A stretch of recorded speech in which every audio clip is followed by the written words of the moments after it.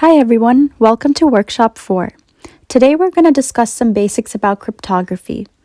We're going to talk about what cryptography means, some history behind cryptography, encryption algorithms, and the importance of cryptography in today's world. And then we're going to do one challenge from PicoCTF. This is going to be a very basic introduction. We have two very in-depth videos from last year's workshops in the description below, so please do watch them when you have time to get a better picture about cryptography. So what is cryptography exactly? And I'm going to use some terminology which may not be familiar to you, but we will get into it in a minute. So the formal definition can be looked as cryptography is encrypting data from plain text to ciphertext so that it can only be read by the intended recipients, and decrypting data from ciphertext to plain text is what cryptography is, the whole process of that. And if you want to describe it in a more simpler way, we're just basically taking some data, some information, and scrambling it up so no one knows what it is. And then you have a way to unscramble it back to the original data. When you want things to be confidential, then you use cryptography. So earlier I used some words that you may not be familiar with. So let's take a look at some of that terminology. So let's look at the first definition over here about plain text. So plain text is original text readable by human beings. It's something that we understand. Ciphertext is text after it has been encrypted. So after it's gone through that process, it becomes ciphertext. Cipher is an algorithm or technique for performing encryption or decryption. Encryption is, changing that data to ciphertext, and decryption is changing the ciphertext back into the plain text. So again, encryption process of converting plain text into ciphertext, and decryption is the process of converting ciphertext back into plain text. So now that we know these terms, we can better understand some of the other definitions, and it'll be a little bit easier to understand what we're talking about. Let's talk about the history of cryptography. Cryptography goes back a very long time ago. So basically, crypto means hidden and graphy means writing. So cryptography, when you translate it, it literally means hidden writing. In 1900 BC, Egyptians communicated secret messages using hieroglyphics. The code was only known to the scribes. And in 100 BC, Julius Caesar came up with the way to communicate with his army generals using a secret code, now known as the Caesar cipher. So the Caesar cipher is a substitution cipher. What you do is you substitute one letter of the alphabet for another. So if there are 26 letters in the alphabet, each of them has a position. So for example, A is position 1, B is position 2, C is position 3, and so on and so forth. So what happens is, for Caesar cipher, you're given key, and the key is how much you want to move or rearrange the alphabets, which letter you want to, substitute that letter for. So when you have a key, it tells you which letter to substitute or how many positions to move. So for example, if your key is 7, then C would become J, because you would add C is position 3, you would add 7, and you'd get the letter J.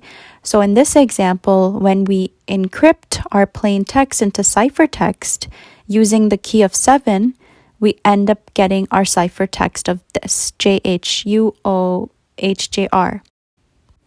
I'm going to show you this neat website. It's called Krypty.com. It's linked down in the description below.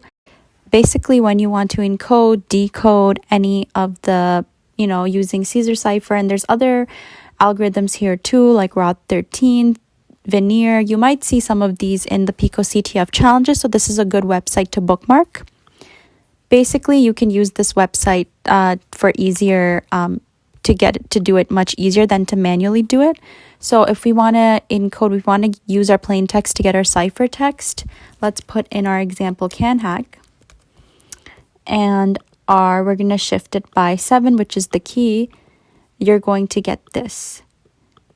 Now, if you want to go back, what you can do is you can put this here, put that in here, and go it would be because you moved 7 spaces forward, you're gonna go 7 spaces back. You can do that, or you could just take this right here and use the decode option and give the key.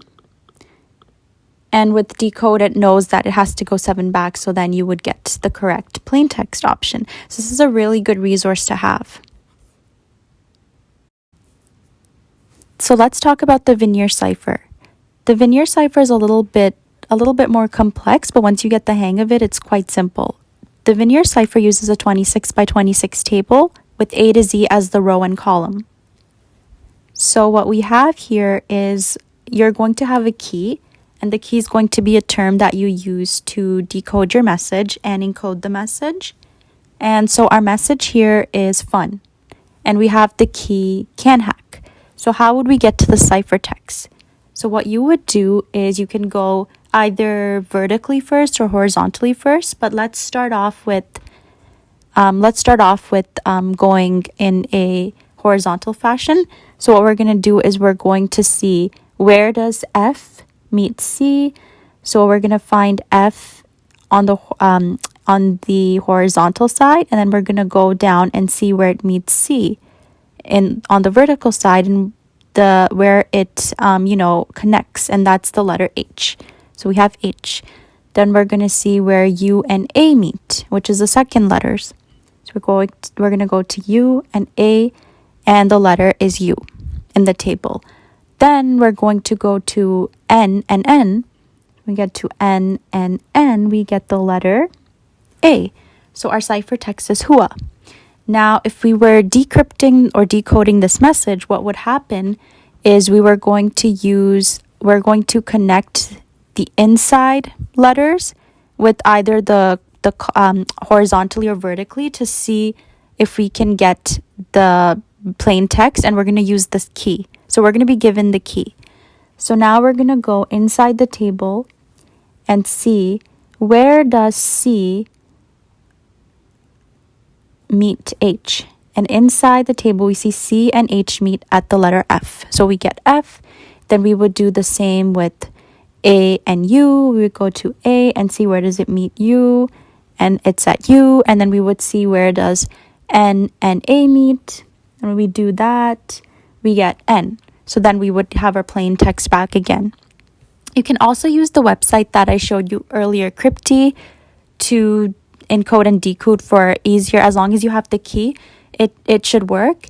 And there's another cool website that is linked in the description. It's called CyberChef, and it has all types of algorithms. It's really helpful when you're solving Pico CTF challenges. So please bookmark those 2 websites, especially for cryptography challenges. Let's move on to transposition ciphers.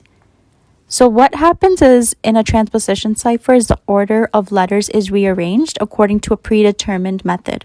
So your key here is what method you're going to use to rearrange those letters. So here we have a message that says this is a secret message. And what we've done is we're going to use a table of 5 by 4 to write this message, and we're going to fill it vertically down first. So what's going to happen is we're just going to put this is a secret message going down vertically in each column. And our ciphertext is going to, when you look at it first, you're just going to see that. So with some of these challenges, it's quite tricky. What you have to do is look at them in a different way. So if you see some sort of message like this, and maybe you don't have a key, try stacking the letters on top of one another, seeing what you get. You might be able to solve it. So these are tricky ones, but they're usually the answer's not too far from the original ciphertext.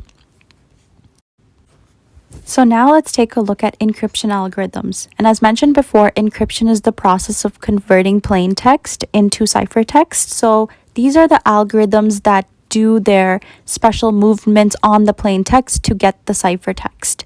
So before we talk about that, let's mention a very important principle that if you study cryptography, mathematics, or cybersecurity in university or college, you might come across something, and you might have already come across something called Kirchhoff's principle. and it states that the security of a crypto system must lie in the choice of its keys only. Everything else, including the algorithm itself, should be considered public knowledge. So you might have heard that, this is encrypted using RSA encryption algorithm, or this is encrypted using blowfish, or many of the different encryption algorithms. Those encryption algorithms are actually public knowledge. What's secret between when you're encrypting a message is the key that you use. The key should not be public knowledge. It should only be known to the people who are going to exchange the message. So again, a formal description of or definition of an encryption algorithm is that it is a mathematical formula used to transform data into meaningless ciphertext. So that when somebody that's not meant to look at it looks at it, they don't see any useful information. So, the key here is when encrypting, you use protocols and algorithms that are widely used, heavily analyzed, and accepted as secure. If anybody tells you they have their own proprietary encryption algorithm, this is not important now, but later that's usually a red flag, because it's always important to use the algorithms that are, known to everybody, that are public information. These are accepted as secure. And one of the things that it's important is the longer the key size, the harder it is to brute force. So, however, the larger the key size of the algorithm, the more computing power is required for it. Commonly used encryption algorithms include DES, which is not commonly used anymore, but it is one of the, well-known from the past. There's also AES, and there's different key sizes for that: 128, 192, 256. Another example is RSA. You might hear of these. So let's take a look at a graphical representation of an algorithm. So basically, this is an example of what could happen in an algorithm. An algorithm is basically just a mathematical formula. So right here, you have your start encrypt, and it's literally just doing these mathematical functions one after another to give you that end result. And the same thing with the decryption. What the important part is the key that's there. So now that we have a little bit of understanding of what an encryption algorithm can actually look like, it's just a mathematical formula. Let's take a look at this graphical picture to see what it looks like in graphics. So we have some plain text. We apply the encryption algorithm to it, and we get our ciphertext. And if we want to convert the ciphertext to plain text, we take the ciphertext, we apply the decryption, the same encryption algorithm, you use that to decrypt plain text. And so what happens is there's two different types of encryptions. We have your symmetric encryption and asymmetric encryption. That goes outside the scope of this workshop. But if you're really interested in that, you could always read more about it. But I highly recommend you to watch the 2 workshop videos that we did last year, because they cover asymmetric versus symmetric encryption. And that really gives you a good idea of what it is, and you can really wrap your head well around it and solve some of the more complicated challenges in PicoCTF. So now we've studied all of this, let's talk a little bit about the importance of cryptography in real life applications, because cryptography is commonly used and it's very, very important in the world of cybersecurity. The first thing that cryptography gives us is confidentiality. It ensures that the data can only be seen by the intended recipients. An example of this is your health data. You don't want other people to be seeing your blood reports, your blood results, or any of your medical data, right? So, which is why confidentiality is really important, or even like classified government secret information. Not everybody should be seeing that. So to maintain the confidentiality of these documents and this data, usually cryptography is used. Then you have integrity. So integrity is to ensure that the received data has not been altered or tampered with. And there's something called hashing that's also covered in the workshops from last year that helps with the integrity. Then there's non-repudiation, which ensures that the person who really did send the data, that they were actually the one who sent it. And there's authentication, which is the process of proving one's identity. So cryptography is a really important part of cybersecurity. And if you do, decide to pursue it further, you will definitely come across cryptography in your workplace and as well as your studies. So we're going to be doing a practice problem now, and I'm going to go with easy one under the cryptography section. So what the problem says is the one-time pad can be cryptographically secure, but not when you know the key. Can you solve this? We've given you the encrypted flag key and a table to help. This is probably the cipher text with the key of solve crypto. Can you use this table to solve it? So let's take a look at the hints. Okay, so we have to submit our flag in this format. And please use all caps for the message. Okay, so let's take a look at the table. So here's a table. And here's our table. And this is what we have to decrypt. And this is our key.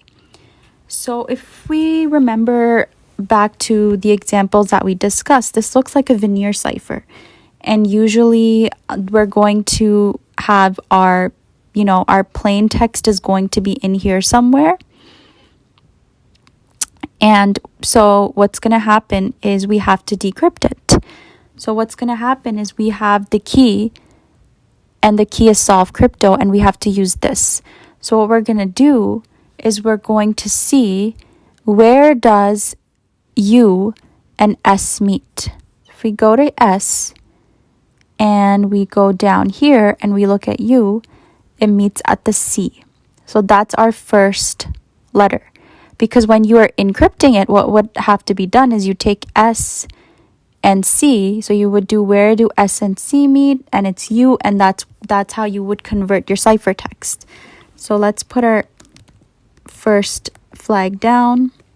So our first letter, so we have a C. So now that we have the C, let's find the other one. So let's see where we can find F and O. So let's go to O and go down and see where F is. And it's at the R. So we find R. So if you keep following this process, I'm pretty sure you get crypto is fun. And you can also use the online tools that I showed you to solve it. But it's much more fun to solve it this way, just for the fun of it. So let's see. So that was correct. So this is a fun one. There's a lot of other challenges that are similar, and I encourage you to practice them all. And this is the challenge that we did for this time. And if you go back to last year's workshops, you'll see that we did a lot of different challenges that incorporated a lot of the other stuff that we talked about today. That was it for today's workshop. Thank you so much for your time. As always, the helpful resources are linked in the description below. And these are some helpful online tools for encrypting, decrypting when you are working on cryptography challenges on Pico CTF. Please do bookmark them. See you in next week's workshop.